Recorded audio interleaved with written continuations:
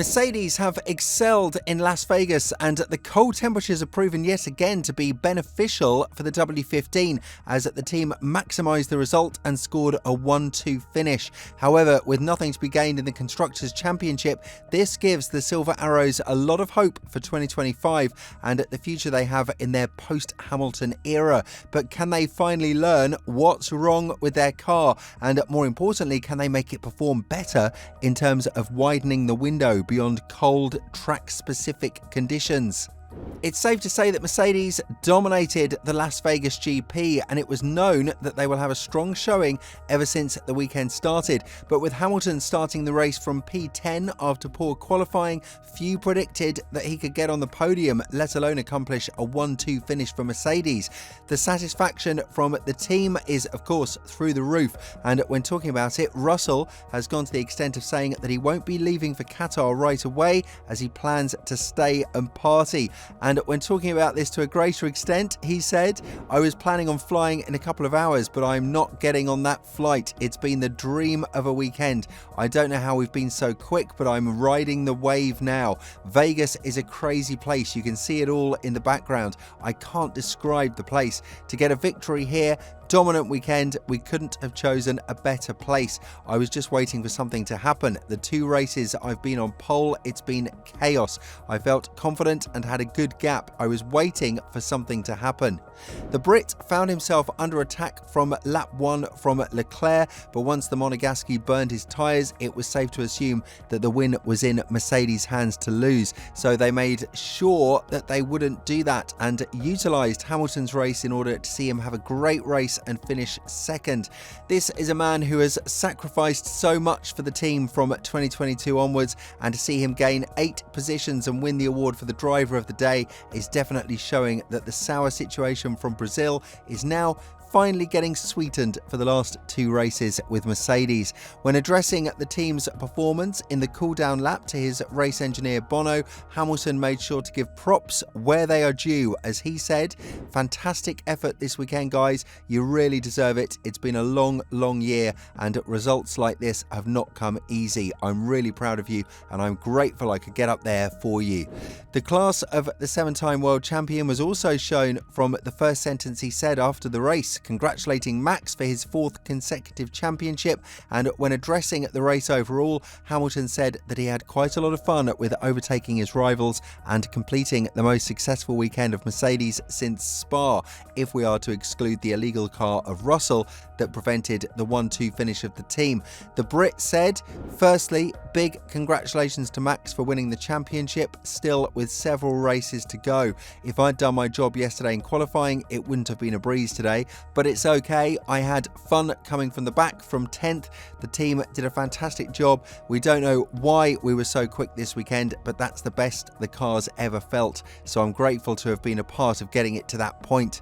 Obviously, Mercedes now understand that their car performs very well under cold conditions, and whether they like it or not, that is the reality of the entirety of 2024, and it's something they do need to fix for 2025 when Antonelli steps into the shoes of one of the greatest to ever do it in the sport. And the team admitted prior to the Vegas GP that they will experiment with this version of the car in order to utilise the development of the W16, so the performance, if not strictly related to the cold conditions of Vegas, is definitely promising for what is about to come in 2025.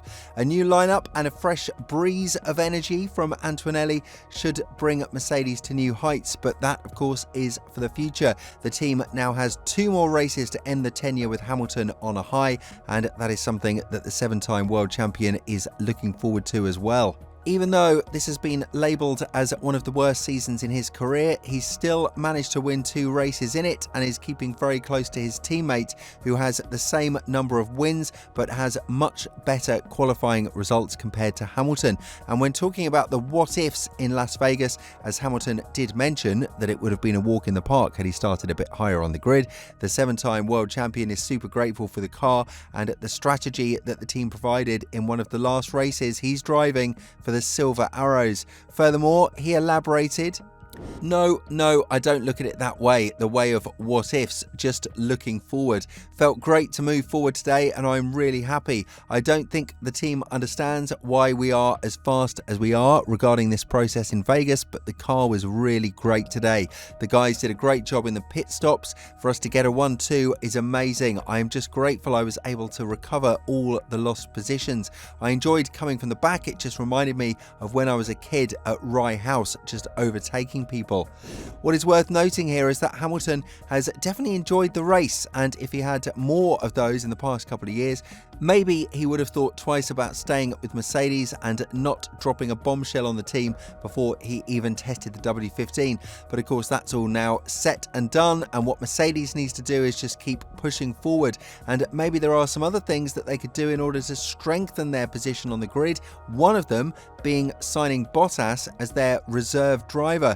Toto Wolff is adamant that a situation like this is just a matter of time, and when being asked about the signing of the Finn, the team principal of Mercedes made sure to let everyone know that this is a scenario they're working towards. Let's not forget that in order for your team to be successful on the track, you need to have successful developers behind closed curtains, and right now I can't think of a better candidate than Bottas for this rule, which is why Wolff is so fired up about reuniting with the driver who won 10 races for them and never missed Q3 in his Mercedes career from 2017 to 2021. Furthermore, Wolff elaborated, nothing is signed, nothing is done, but if we were to have him back in the family, we would be all full of joy. What you can say is that if you have the opportunity to have a driver like Valtteri back in the Mercedes family with his ability and with his most recent experience of those modern cars, you can deem yourself super lucky. I am looking forward to welcoming Bottas back to Mercedes very much. You know how negotiations unfold at the end. Lawyers always want to make contracts fail. I'm joking, they are great and it's just a matter of time. The departure with Hamilton in Abu Dhabi is definitely going to be emotional, and there is not much we can do about it. It was written in the stars, and while it was unexpected, the team has to look forward to what's next, and in that case, it's being competitive in 2025. It's going to be extremely hard knowing that one of the best drivers in the world, let alone on the current grid, is going to drive for one of your fiercest rivals. But nevertheless, Mercedes has a lot of hope that Antonelli will be the second coming of Verstappen, which would mean both good and bad news for the teams in terms of intra-team battles and pushing each other to the maximum extreme.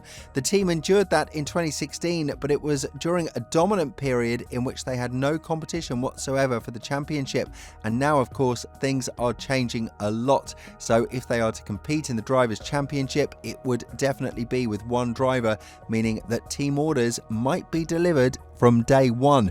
With all this in mind, what do you think about the latest performance of Mercedes, and more importantly, do you think that the team is now on the right path to finally return to their glory days competing in the Drivers' Championship? And make sure to remind everyone why they were so successful from 2014 to 2021.